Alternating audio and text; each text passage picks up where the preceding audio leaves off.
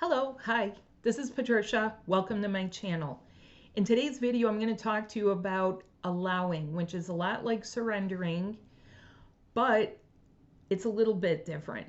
So let's just get right into it. So how do you allow and still be accountable and still be responsible, not let things get all chaotic? Well, first of all, allowing is different than surrendering. Surrendering to a lot of people means rolling over and playing dead. I don't recommend that because there are times you have to literally push back. There's times you should speak up. There's times that you just reach a point of saturation where you can only take so much, but you're not going to blow up. You're just feeling it finally. You can be reaching your saturation point. Allowing is a little bit like when people say, let it be, let it be, let it go. Okay, that too has a different thing that you have to do because many times it'll stay in the mind and it'll stay right here in your emotions, right over your heart. Your heart is a precious commodity and it needs to be strong. So allowing means that you yourself don't give in to misunderstandings. Don't deliberately misunderstand something.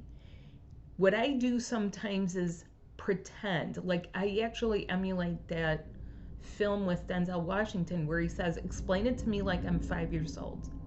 Now, this is no reflection on your intelligence. You're asking someone to repeat, you're being sure you're clear, and you're doing it kindly and politely and courteously, and you're expecting the same. Explain it to me. I'm sorry, I don't understand. Don't let misunderstandings escalate out of control. Don't let your mind take over with something that you're kind of suspicioning is not quite correct. Don't let yourself get miffed over somebody if you feel that they've been brusque with you or short or impatient or something like that. It happens. You have no idea sometimes what people might actually be going through.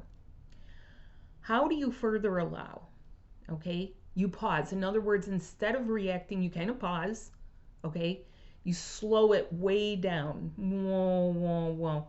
Put yourself into a slow motion mode, like in those films, like where you're kind of like looking around and you can see there's the clear and present danger coming towards you, and you can do this and avoid it. Or you can do something similar where a part of you, and that part of you is your inner mystic, it's your inner beingness, it is your force field, it is your etheric body. There's a part of you that is out to here that can detect things, okay? Maybe if you're in a situation, it's a little bit closer to you because it's kind of folded in on you and you don't want to have to feel everything. However, you do have a part of you that enables you to do this and detect and deflect and generally make it go in a different direction, or at least not get as chaotic as you might think it would. Another thing that will very much help you, because a lot of people are running on some sort of a stimulant. They're smoking, they're having coffee, they're having Red Bulls, they're having all kinds of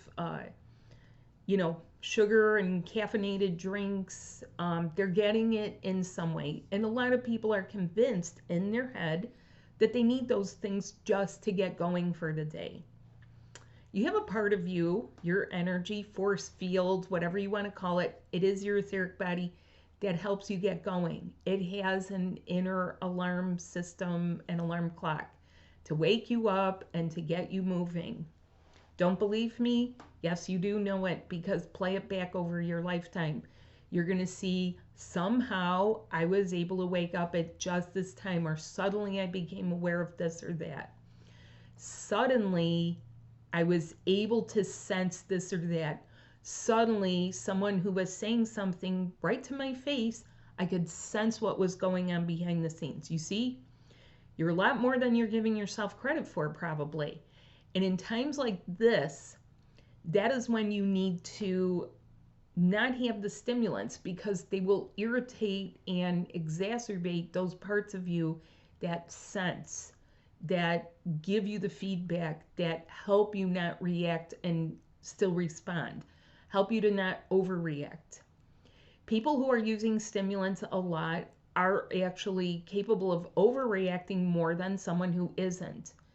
And it could also be medications. It could even be, prescribed medical marijuana, because that is also stimulating the upper respiratory system.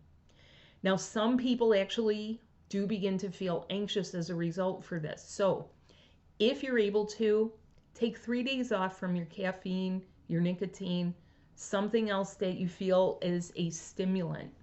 Okay? Stimulants do not help. Get your movement early. In other words, go out for a walk, refresh your mind before you go to work, before you do something. Take your kids for a walk, get the movement, because it helps clear the head. It helps things dissipate from your energy field. Getting in touch with nature is actually very refreshing for your etheric body versus other things that are more man-made, you could say. Okay, getting in touch with nature, fresh air, stimulate yourself with a walk, get your circulation going. Another thing that you need to do is early bedtime. Now, this may sound very counterintuitive, like, really, go to bed early? Actually, you would be surprised how many people continue troweling things on for their day. Or they'll get to the end of their day, they finish their things in the evening, and their mind says, now go turn on the television, or go turn on a video, or go watch this or that, or go do online shopping, or go look at this, that, or the other thing. I would say you don't need to do those things, and you should refrain, because you will be the one who benefits. Now, it does take a fair amount of time for your body and your etheric body to kind of align so that you're getting the proper amount of, I would say, like, refraining space away from those things. And it can be people too. If you need a break from a person, take a break. Okay? If they're calling or texting you, that's why voicemail was invented. Don't feel like you're on the hook for every little thing that comes up. Let the world fend for itself. Unless something is a genuine crisis, genuine danger, leave it till the next day. Okay? There's a reason. Because as the day takes on, it takes on for everyone. And towards evening, things can seem worse than they do in the morning. Okay? Approach something fresh in the morning, unless, like I say, it is something of a true and genuine danger or threat or consequence. Allowing. Allow. There is a principle also, which is very ancient Hawaiian, that they call try, wait. Okay, what this means is, it's very similar to, if you first do not succeed, try again. Okay? But you're not wearing someone down. That's narcissism. Narcissism wears people down. What you're doing is you're allowing things to shift so that the atmosphere is different. It's better. This is why, if something is happening at night, can you leave it till the next morning? Try wait. Wait till the next morning. Wait till the next day. Wait till the next week. Be judicious with your time and energy. It is precious. It can be much better utilized if you allow. So this is the difference between allowing. Are you allowing a little time to pass and then taking some actions? This is very common during certain energies that are called retrogrades. Now, you may be familiar with a Mercury retrograde, or a larger planet that takes even further to, pass through. Now, the energetics of each planet, cosmically, yeah, they're another part of our solar system. However, attributes are attributed to this. Is it about structure? Is it about reviewing something? Is it about legal matters or family matters? Okay, because this sort of forces a natural pause, and you may get frustrated. Catch yourself if you're getting frustrated, because that frustration means you need to pause a moment. It's not cooperating, it's not going through, something popped up. You do yourself a favor, you walk away. Go walk to your park, go outside, go breathe some air. Do not sit there and try to force the situation. This used to happen sometimes at one office I worked at, where, guess what happened? The device wouldn't work. And I made a little rule for myself, and I said it doesn't like to be stared at. Walk away from it. Let it do its thing. Let it calm down, right? It was not alive. But that was my way of telling myself, just work on something else, work around it, do something else, come back to it, revisit it. That is what this energy is, and that is why you're making allowances. You are allowing. Allowing enables you to allow much higher energies to do what they need to do, so then you can do what you need to do. Sometimes you're making a pathway, and sometimes you're a path lighter, because you are lighting that way, you're clearing it. It's almost like going in with a machete, where you're the one paving the way and others will benefit, but you went first. This is how it is frequently. So allow, allow, allow. Remember that. Remember if you get stuck. And this is different than karma. This is not karma, okay?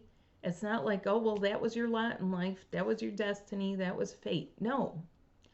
Work with the energies, and work with the energy of your etheric body, so that you can become very adept and finely tuned about it. That is the difference between the old timeline and this new timeline, is you get to utilize your much higher senses beyond your five senses in order to thrive. Thank you so much. If you need some help, if you need a session, please check out the link below. Bye now.